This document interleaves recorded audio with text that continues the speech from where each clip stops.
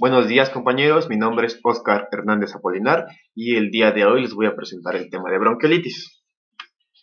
Para iniciar tenemos que definir qué es la bronquiolitis, la cual es una reacción inflamatoria bronquial aguda causada por una infección viral en el tracto respiratorio inferior. Los rangos de edades van desde el primer mes de nacido hasta los 23 meses, o igual a menos de 2 años.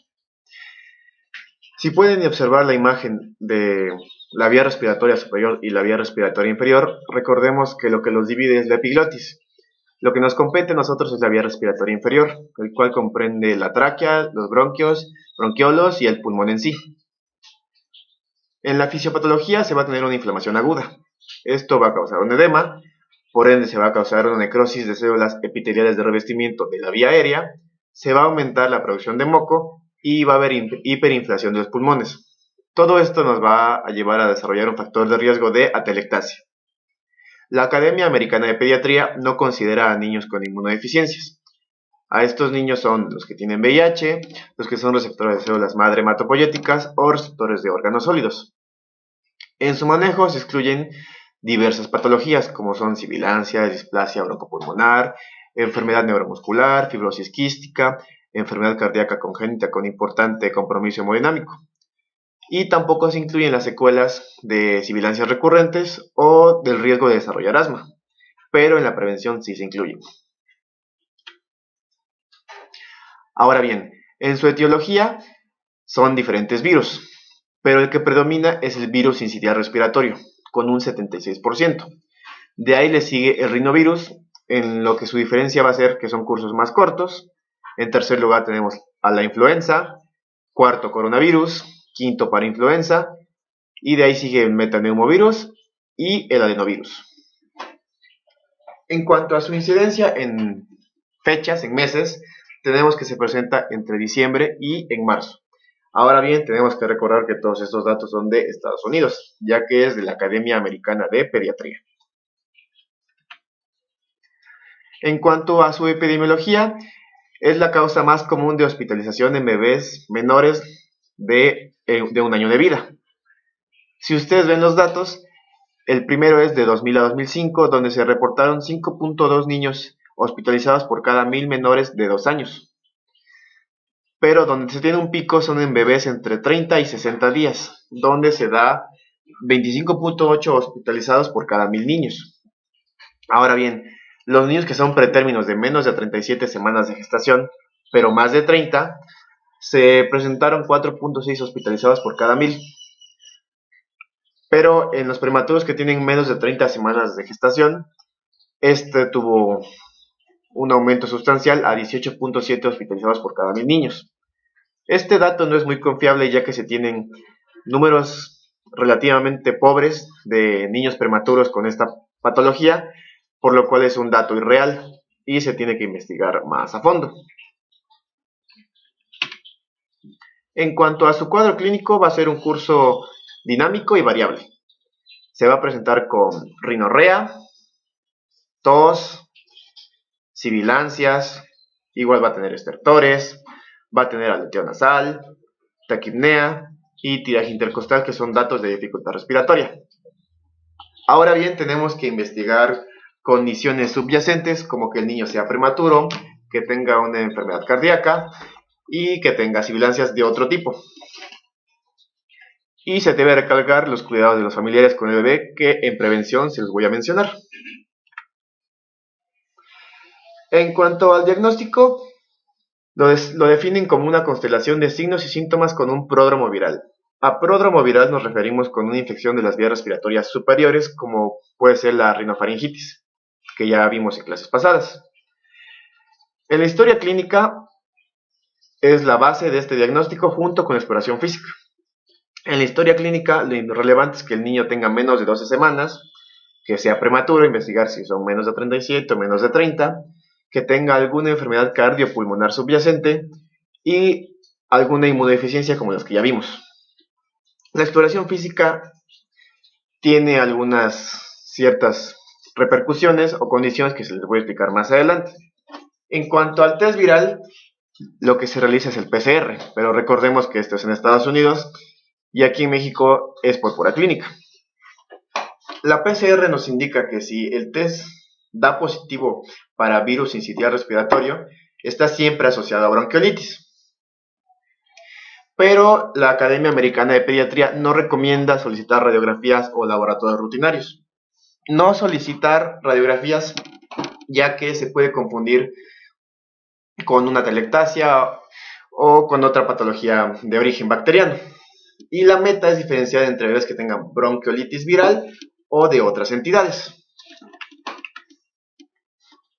Ahora bien, los factores de riesgo de muerte y de severidad para un niño es que éste tenga displasia broncopulmonar, que tenga una enfermedad cardíaca congénita, anomalías congénitas, que se haya expuesto a cigarro durante el embarazo, que estén inmunocomprometidos, como ya los mencionamos, o simplemente genética. En cuanto a los riesgos de que el niño sea hospitalizado, es que muchas veces los clínicos se basan en la taquipnea tomada por oxígeno suplementario en base al oxímetro. En cuanto a la taquipnea, la guía de práctica clínica nos recomienda que no es muy fiable durante el primer año, ya que hay una taquipnea fisiológica y transitoria en el primer año de vida, el cual varía y no es muy fiable tomarnos de este dato. Y en cuanto al oxígeno suplementario en base al oxímetro tampoco, porque no es muy fiable por las diferentes comorbilidades del niño y por las patologías. Ahora bien, de hace rato les mencioné el examen físico. Este tiene complicaciones, que sea que tenga obstruida la vía aérea. Al tener la vía aérea obstruida, lo que principalmente se hace es una succión y cambiar de posición al niño. Como les mencioné en la diapositiva anterior, la frecuencia respiratoria cambiante. En el primer año de vida es normal que el niño tenga variaciones en la cantidad de respiraciones por minuto. Y otra característica es que la taquipnea no nos va a diferenciar si es una infección bacteriana o una infección viral. Lo que se recomienda es observar la frecuencia respiratoria durante un minuto para poder definir cuál es la frecuencia respiratoria del niño.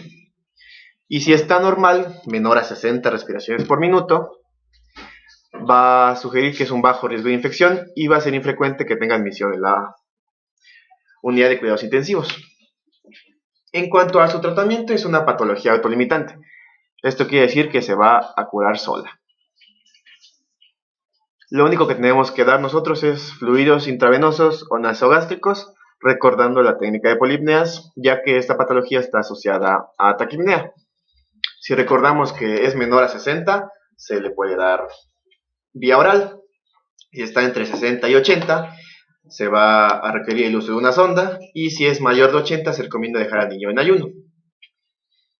Ahora bien, la guía marca diferentes medicamentos, fármacos o otros tratamientos que se han tratado de implementar o buscar a lo largo de la patología, pero sin una utilidad práctica.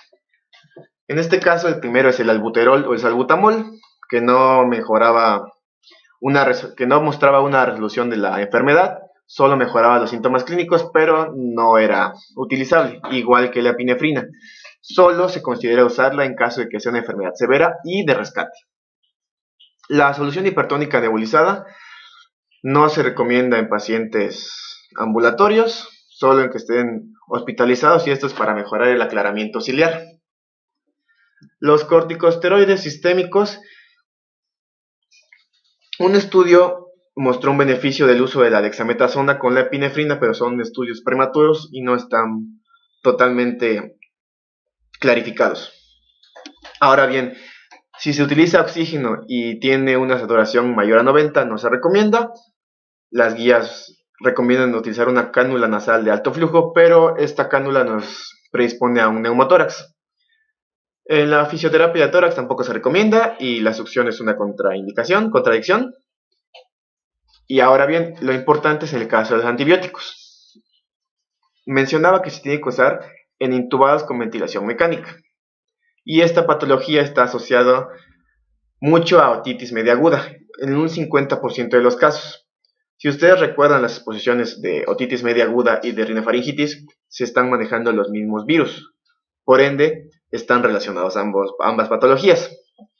Y aquí están las consideraciones de por qué no se hacen las radiografías, ya que están presentes las atelectasias y va a ser difícil diferenciarlo con un infiltrado bacteriano o con una consolidación. En cuanto a la prevención, nos indica que no se debe administrar palivizumab en niños menores de 29 semanas de gestación. Solo se debe administrar a infantes en primer año de vida con enfermedad cardíaca importante o enfermedad pulmonar crónica.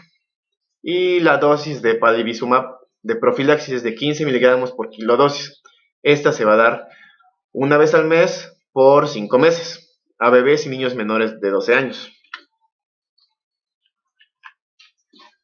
Aquí igual la guía nos marcaba que si durante el tratamiento con el palivizumab el niño desarrollaba bronquiolitis, se suspendiera inmediatamente, ya que era muy bajo el riesgo de una reinfección. Ahora, en la prevención, lo que nos indica es, como todas las medidas de higiene, es desinfectar las manos antes y después del contacto con pacientes. Y no únicamente con el paciente, igual con el contacto con objetos que estén alrededor del paciente o que el mismo paciente haya tomado, y después de quitarse los guantes después de observar al paciente. Otro cuidado es el uso de desinfectante de base alcohol. Estos son los cuidadores del niño, los papás, mamás, tíos, abuelas, pero no sustituye el lavado de manos. No se recomienda una profilaxis en el segundo año de vida a partir del mes 13. Se debe preguntar igual la exposición al tabaco, como lo vimos en factores de severidad y mortalidad. Y se recomienda la lactancia materna exclusiva por 6 meses para desarrollar un sistema inmune más fuerte en el niño, en el bebé. En cuanto al palivizumab, se tienen diferentes consideraciones. No es recomendable en las patologías como el síndrome de Down, la fibrosis quística, enfermedad neuromuscular, anormalidad pulmonar o un niño inmunocomprometido.